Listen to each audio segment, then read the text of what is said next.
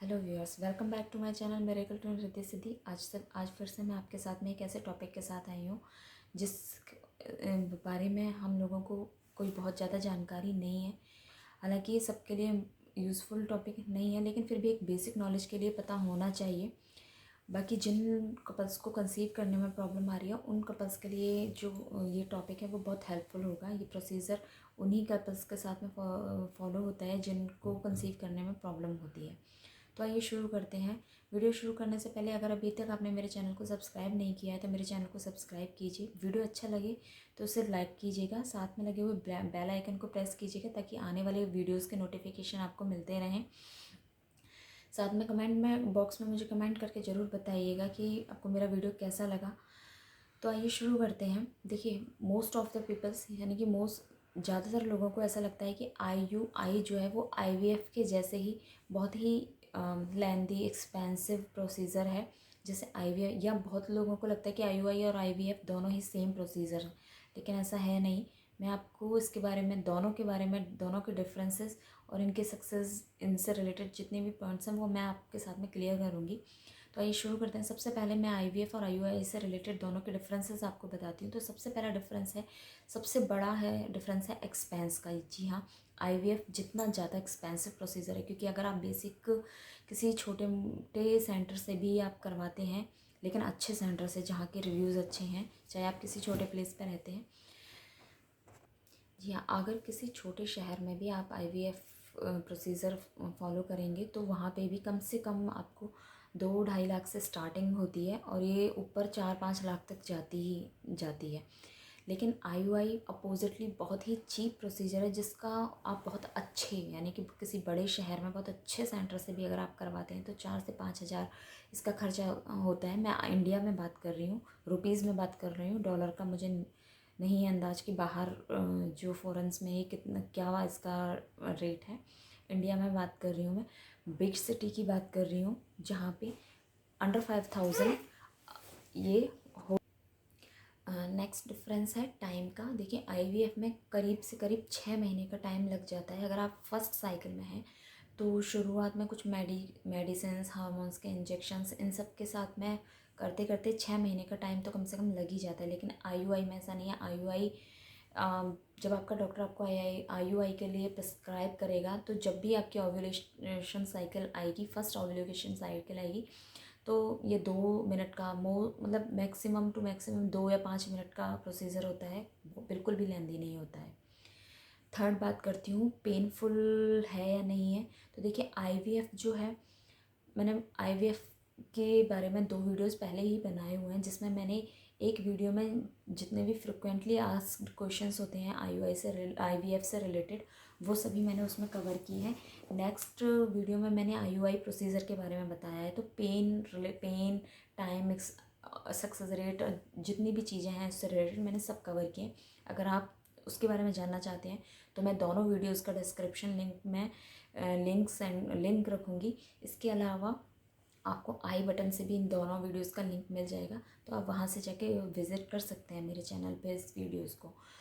तो मैंने last video में भी IVF वाले वीडियो में भी यही बताया था कि पेन जो होता है वो डिपेंड करता है आपकी खुद की बियरिंग कैपेसिटी पे, कि आप कितना बियर कर सकते हैं। मतलब हर इंसान की कैपेसिटी अलग होती है। किसी को बहुत छोटे छोटे दर्द भी ज़्यादा लगते हैं, किसी को बहुत।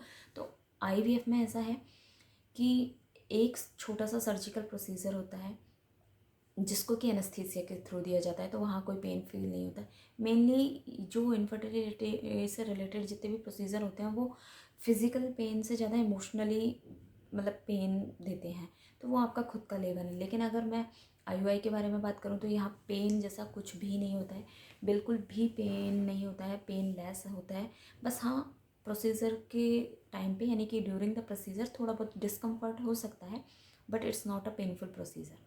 Next, success rate. IVF का सक्सेस रेट अंडर 30 या 30 के मिड 35 to 40% तक रहता है। बट एज बढ़ने के साथ साथ जैसे जैसे एज बढ़ेगी वैसे वैसे जो इसका सक्सेस रेट है वो डिक्रीज़ होता जाता है। सेम IUI के साथ में है। अंडर एज अगर आप हैं 30 to 35 तक हैं तो इसका जो सक्सेस रेट है वो सही होता है, 15% तक होता है, जो कि डिपेंड करता है इनफर्टिलिटी के टाइप पे। मतलब जैसे कि मैं इसके बारे में आगे बताती हूँ।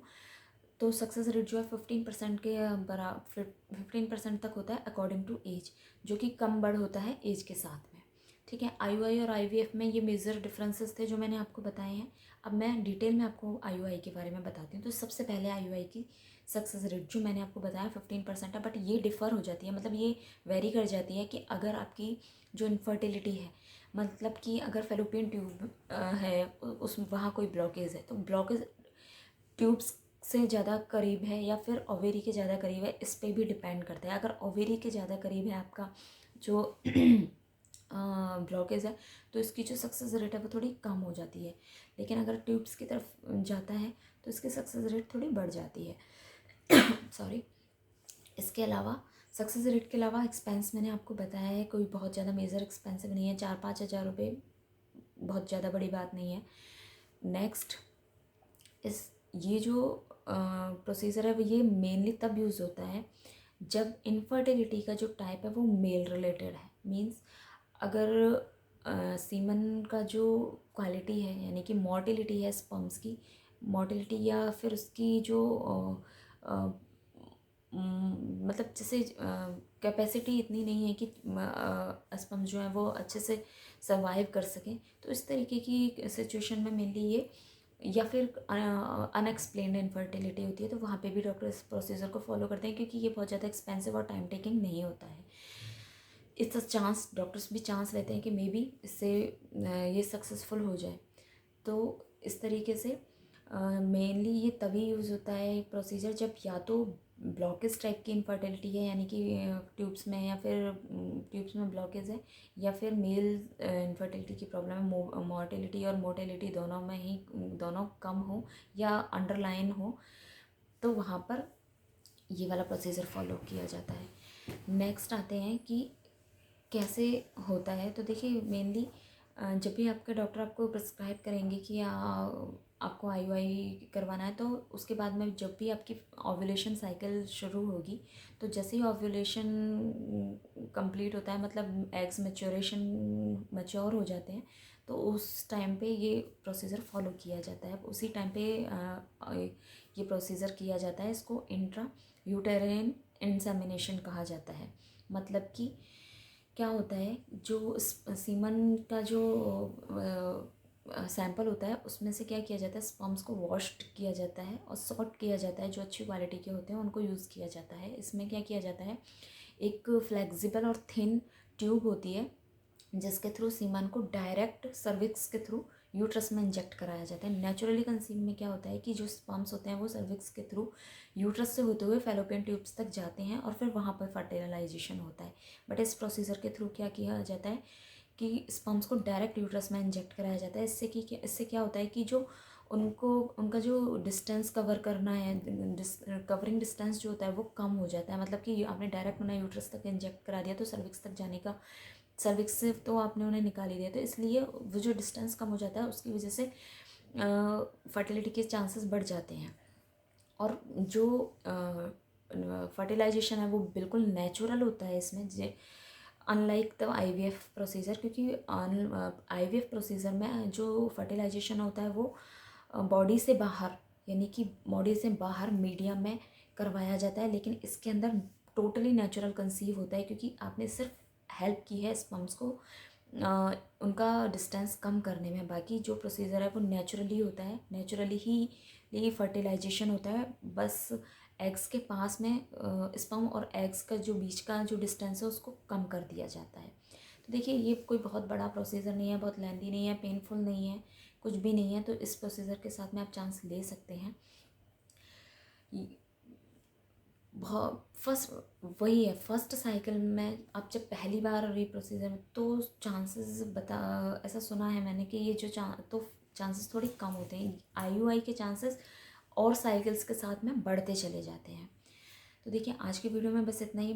मैंने सब कुछ कवर करने की कोशिश की IUI से रिलेटेड। फिर भी अगर आपके मन में कोई सवाल है या कोई डाउट है तो आप मुझसे कमेंट बॉक्स में वो पूछ सकते हैं, मैं जवाब ज़रूर देने की कोशिश करूँगी। आई होप कि आपके लिए ये वीडियो जो है वो बहुत हेल्पफुल रहेगा। आप इस वीडियो को अपने रिलेटिव्स के साथ, नोन्स के साथ ज़रूर शेयर कीजिएगा जिनको आपको लगता है कि इस वीडियो की ज़रूरत हो सकती है। अगर मेरा वीडियो आपको अच्छा लगा हो तो लाइक कीजिएगा, साथ में सब्सक्राइब कीजिएगा चैनल को, बेल आइकन को प्रेस कीजिएगा, जिससे कि मेरे आगे आने वाले वीडियोस का भी नोटिफिकेशन आपको मिलता रहे। मैं ज़्यादातर उसी तरीके के वीडियोस बनाती हूँ जो कि उन कपल्स के लिए हेल्पफुल होते हैं जिन्हें या तो कंसीव करने में प्रॉब्लम हो रही है, या जो कि न्यूली मेड पेरेंट्स होते हैं, जिनके बच्चे छोटे हैं, या फिर बच्चों के साथ में कुछ कॉम्प्लिकेशंस हैं। मैं उसी तरीके के वीडियोज़ लेके आती हूँ, मे बी आपके लिए फ़ायदेमंद होंगे। तो मेरे चैनल को ज़रूर लाइक कीजिएगा, सब्सक्राइब कीजिएगा। Thanks for watching.